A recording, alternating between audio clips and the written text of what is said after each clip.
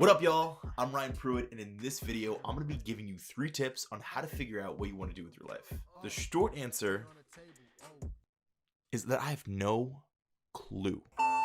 The longer answer is I'm going to be giving you 3 tips that have worked for me. I'm not an expert, and I'm not claiming to be. I'm just going over 3 things that have worked for me. So before we start, don't forget to like, subscribe, and comment what you think below. And without further ado, let's begin. Tip number 1 is to identify skills that you want to put effort in to get really, really good at. Essentially, in this recent article here, Mark Cuban, the entrepreneur, says that there are a lot of things I'm passionate about, but the thing I end up being really good at are the things I find myself putting effort into. Nobody quits anything they're good at because it's fun to be good. It is fun to be one of the best, but in order to be one of the best, you have to put in effort. The takeaway from this article is to first identify skills that you could do a long time and that you can become really good at eventually. And then the next thing is to just practice, practice, practice. Practice until you're literally a champion with these skills. Practice until you're literally one of the best at these skills. Another takeaway from this article is that you almost want to develop these skills where eventually you'll have a personal monopoly with these skills. Essentially, you can add value that nobody else can add. Essentially, you can do things with your personalized skills that nobody else can replicate. That's what I think the article is trying to say. And that's the first tip that I have for you. Identify these 3 skills. And all you have to do to start is just pick 3 things that you might already be doing and just start practicing them. For me, my 3 things are learning, creating, and fostering communities. For learning, I want to learn how to ask really good questions. And I'm doing this through the podcast that I started. For creating, I want to learn how to create engaging, inspiring, and empowering content like this. And this is kind of what I'm doing now, I guess. And for the last skill of fostering a community, I want to foster the community that I've started with my education company called BLU.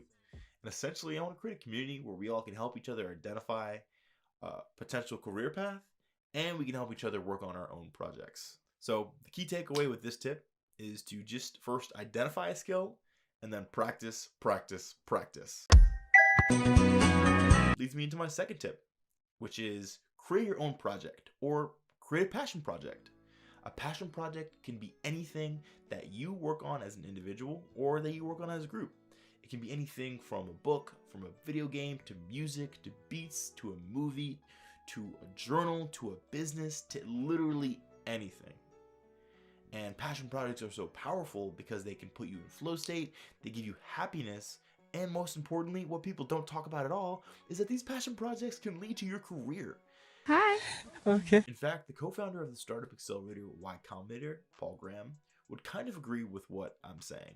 He wrote an article, and in the article he said something like this: if I had to choose between my kids getting good grades and working on ambitious projects of their own, I'd pick the projects.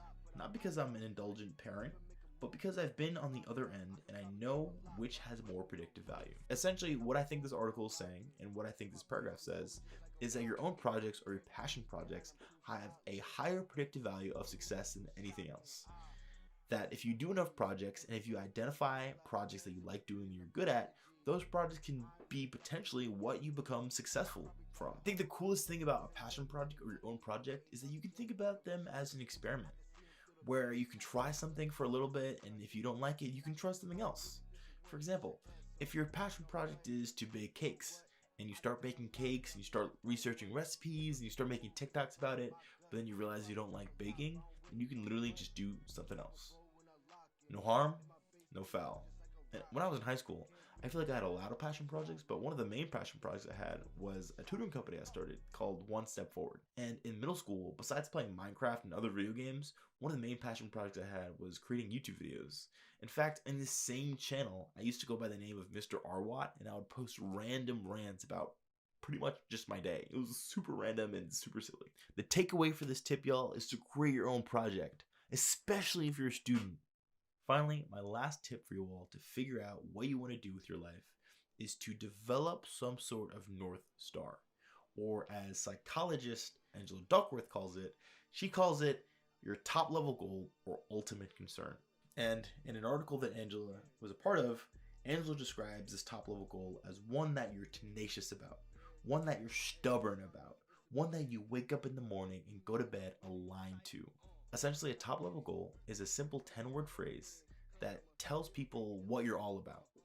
So for Angela, her top level goal is to use psychological science to help kids thrive. And even though I'm young and kind of inexperienced, I'd say my top level goal is something along the line of revolutionize the education system by helping others foster their own project. That might have been more than 10 words, but comment below if it was. And, obviously my top level goal might change.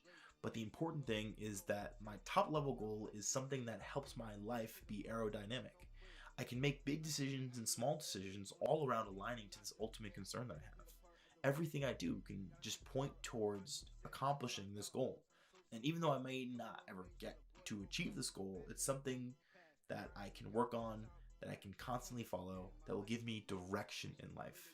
To be honest with you, Angela's framework in this tool has been one of the most helpful concepts for me to figure out what I want to do with my life. And I think it can be helpful to you all as well. Definitely go check it out and learn more about it. And that's pretty much it, y'all. Those are 3 tips. I'll see you in the next video. Deuces!